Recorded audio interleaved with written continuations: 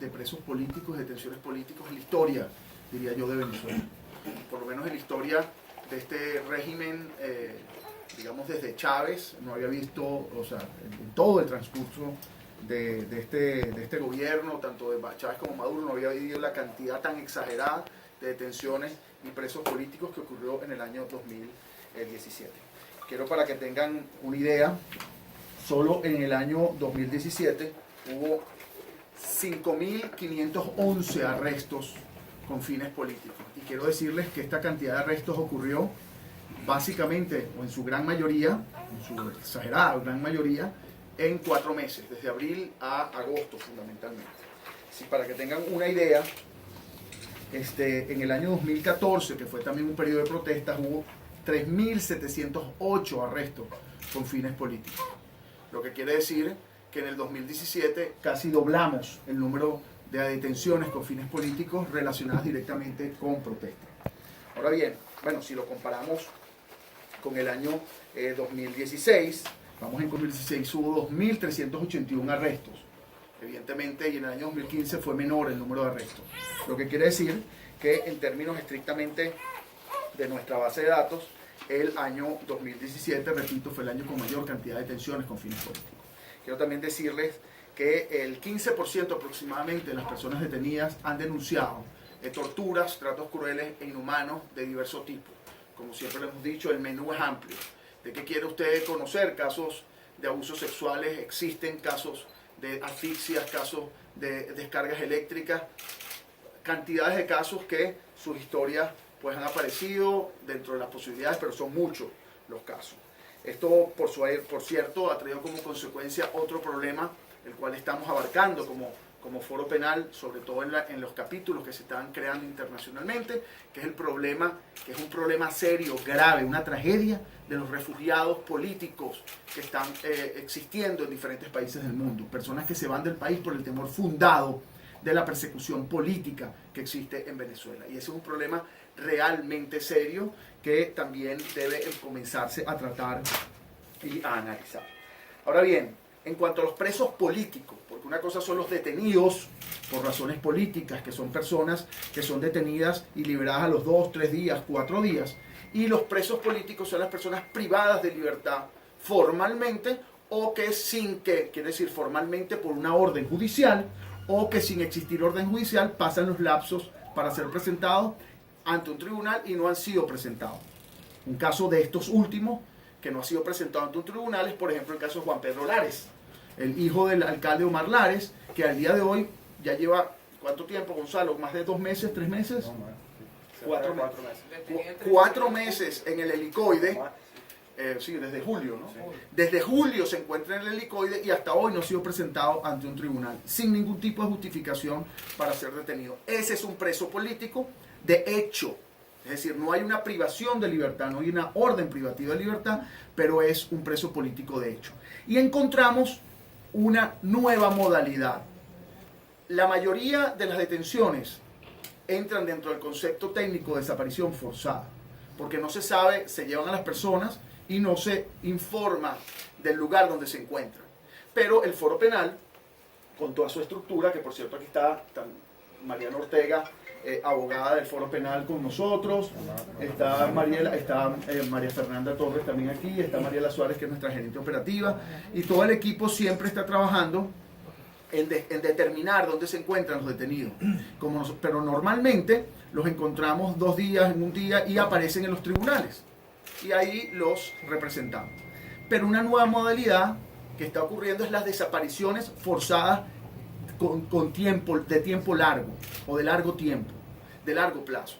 Y esta es una modalidad que nos preocupa enormemente. Lo que tratamos de decir es que la situación de la represión y de las detenciones políticas no ha mejorado, ha empeorado gravemente. Y esto es importante que con con la mano en el corazón y con honestidad y sinceridad al sector político, sobre todo aquel que va a negociar, a dialogar, que estemos claros de esta situación. No engañemos a la gente. No hay éxito en liberaciones, y se los voy a probar. No hay éxito. Lo que hay es un fracaso. En términos generales, no en la negociación. Lo que hay es una gravedad, un mayor problema. Fíjense, para que tengan una idea, y comienzo por allí. Solo en el año 2018 han detenido a 6 presos políticos nuevos. Ayer y antes de ayer hubo 2 nuevos casos de presos políticos. El caso de Jameson es un caso de desaparición forzada, que todavía no pasa a ser preso político como tal porque no tenemos el lugar de ubicación, pero ya lleva desde el 4 de enero hasta ahora, pues en un lugar que no sabemos dónde está y se presume, según lo que va a denunciar su esposa, que fue llevado por agentes del Estado. Desde el 24 de diciembre hasta ahora ha habido más de 20 detenciones con fines políticos. Y entonces ustedes me dirán, bueno, Alfredo, pero hubo 44 liberaciones en diciembre, 48, que les voy a explicar. Y disculpen que lo escriba aquí a mano, pero esto, en todo el año, desde abril básicamente hasta diciembre del año 2017, hubo 703 liberaciones, 703 excarcelaciones, perdón, y tomo la corrección de Gonzalo, porque no son liberaciones, porque las personas no quedan libres plenamente. Aquí están afuera varios de los expresos políticos que por motivos, digamos, legales o para evitar riesgos en ellos no están aquí con nosotros, están allí, siempre están acá en nuestras oficinas, porque no están libres, señor. Siguen presentándose ante tribunales, tienen medidas de prohibición del país, como Gonzalo les va a referir con conclusión. Pero fíjense, este número es importante. 703 liberados, pero ha habido 848 nuevos presos. Entonces, si nosotros vemos, vamos a hablar desde agosto, porque yo creo que las cosas hay que analizarlas un poco estadísticamente, con objetividad. Es decir, cuando se habla de 48 liberados en diciembre, es menos de la cantidad de liberados que hubo en agosto, es menos de la cantidad de liberados que hubo en septiembre, es menos de la cantidad de liberados que hubo en noviembre. ¿Me explico? Quiero decirles que se venían liberando personas en un promedio de más de 30 por semana. El diálogo detuvo la liberación de personas y se esperó, como era punto de negociación, se atrasó la liberación para entonces presentarlos en diciembre como unas liberaciones y cantarlas como un éxito. ¿Puede haber un éxito cuando ha habido 703 liberaciones?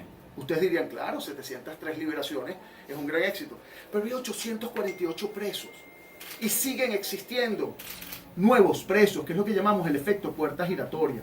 Y lo denunciamos sonando antipático, porque ante el sector político parece que el foro penal ahora es antipático, no les gusta lo que decimos. Cuando hablamos de que el diálogo no es no es realmente efectivo y eficaz, entonces se molestan. Pero es que no es eficaz ni efectivo. Y no es eficaz ni efectivo porque no se cumplen las condiciones elementales que nosotros, por cierto, presentamos ante ¿quién? Ante el presidente de la Asamblea Nacional, lo presentamos ante todas las instancias que nos lo requirieron, hicimos un comunicado oficial. Para que exista un diálogo efectivo y para que esto no siga ocurriendo, debe exigirse como precondición, no como punto de negociación, la libertad absoluta de todos los presos políticos y la inclusión en ese diálogo de 2 personas elementales, para que sea sincero, para que sea honesto, para que sean personas que estén allí, que conozcan el problema. ¿Cuáles son? El secretario general de la OEA y el alto comisionado de derechos humanos de la ONU.